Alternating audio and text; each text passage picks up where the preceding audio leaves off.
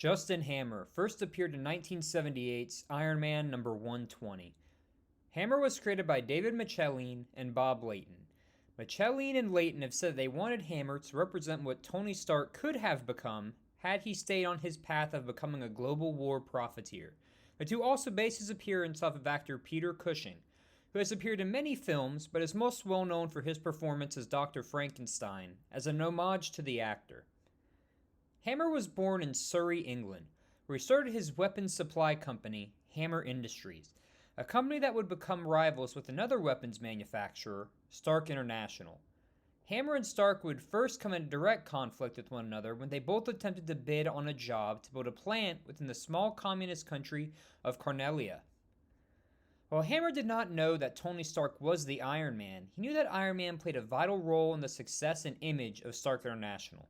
In order to combat this, Hammer instructed his engineers to build a device that would override Iron Man's armor and allow them to remotely control the armor's actions.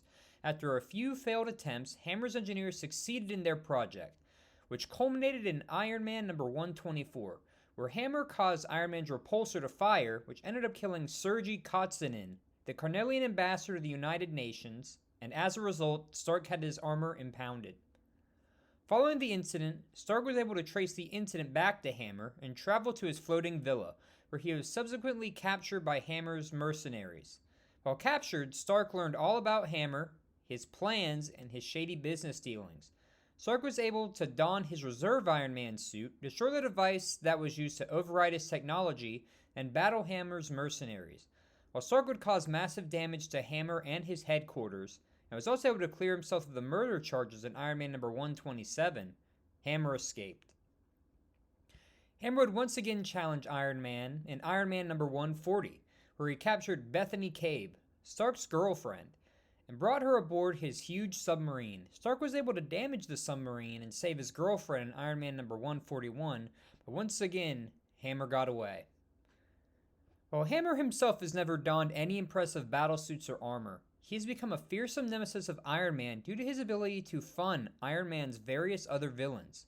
A few notable villains Hammer has helped to fund include Mankiller, Spy Master, Leapfrog, Porcupine, Water Wizard, Scorpion, the Constrictor, Blue Streak, and Captain Barracuda. Hammer has also helped to build weapons for villainous organizations including Orb, Viper, and Zodiac. Stark had a major victory against Hammer in Iron Man number 238. Following the death of Obadiah Stane, Hammer managed to get all the stocks of Stane International, which was formerly Stark International, where he attempted to work with Hydra and other criminal organizations to plot against Iron Man. After one of these plots failed, Hammer was forced to sell Stark all of his stock in Stane International for a nominal price. Justin Hammer's final comic book appearance would take place during the events of Iron Man Bad Blood number 1 to number 4. Hammer discovered that he had cancer and decided to relocate to a space station, believing that the null gravity would prolong his life. Hammer hired Spy Master and Espionage Elite to plant rogue cells created by Philip Barnett into Stark, which would cause his behavior to be erratic. After being freed from the cells by Rhodes, Stark confronted Hammer on his space station.